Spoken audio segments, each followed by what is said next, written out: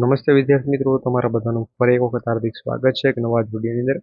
તો મિત્રો અહીંયા ટેટ અને ટાટ બંને માટે છે આ લાગુ પડવાનું છે, કે જેની અંદર હાલ અત્યારે ટેટ પાસ મિત્રોને આ લાગુ થયેલું છે, જે પણ શિક્ષકો બની ગયા છે બધાને, કે ભાઈ તમામ શિક્ષકો અને ઉમેદવારો છે એના માટે પણ આ નિર્ણય લાગુ પડશે આવનારા સમયની અંદર. જે પણ શિક્ષકો છે એ બધા મિત્રો છે એને હવે મિત્રો ટેટ પરીક્ષા પાછી આપવી પડશે, અને ટાટ એટલે કે 9 થી 12ના જેટલા પણ શિક્ષકો છે એને પણ મિત્રો આવનારા સમયની અંદર છે લગભગ ટાટ એક્ઝામ છે પાછી આપવી પડશે. તે પ્રમાણે માહિતી છે આપણે તમામ રીતની ચર્ચા કરીએ એ પહેલા ખાસ કરી જો તમે ચેનલ પર ન હોય તો અત્યારે ચેનલ સબસ્ક્રાઇબ કરી બેલ નોટિફિકેશન ઓલ ઉપર સેટ કરી દેજો.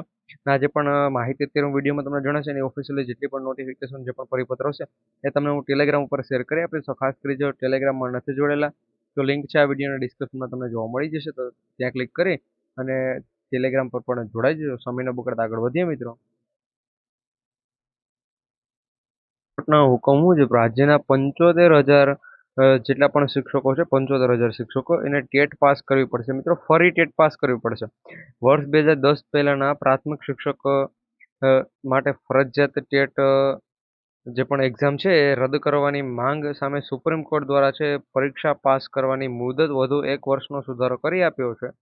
31 ઓગસ્ટ 2028 સુધી તમામ શિક્ષકો ટેટ પાસ કરવાનો સુપ્રીમ કોર્ટનો ચુકાદો છે એ કરવામાં આવ્યો છે.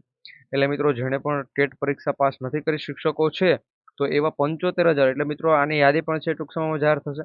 તો ખાસ કરી છે એ યાદી પણ તમે જોઈ લેજો. એમાં જો તમારું નામ હશે તો મિત્રો છે તમારે ટેટ એક્ઝામ છે ફરજિયાત આપવી પડશે, ને નહીં હોય તો નહીં આપવી પડે.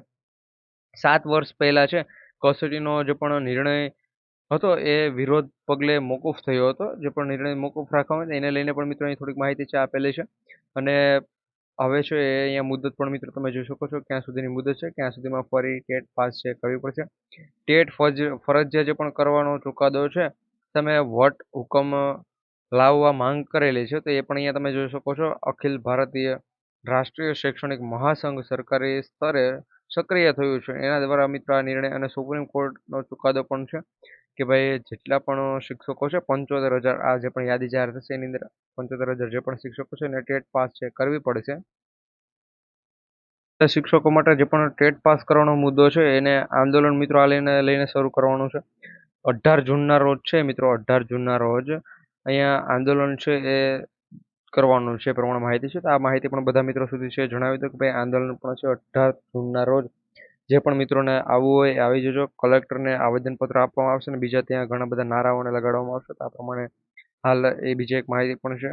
જો મિત્રો વિડીયો પસંદ આવે તો વિડીયોને એક લાઇક કરી દેજો, અને ચેનલ પર ન હોય તો ખાસ કરી ચેનલ સબસ્ક્રાઇબ કરી બેલ નોટિફિકેશન ઓલ ઉપર છે સેટ કરી દો. 2010 પહેલાના શિક્ષકોને છે, 2010 પહેલા જે પણ શિક્ષકો બન્યા છે ટેટ એટલે 1 થી 8ના, એને ટેટમાંથી મુક્તિ આપવાની માંગણી સાથે છે 18મીના રોજ છે આંદોલન કરવામાં આવશે. એટલે 18 જૂનના રોજ આ આંદોલન કરવાનું છે એ પ્રમાણે અહીંયા છે માહિતી મળેલી છે.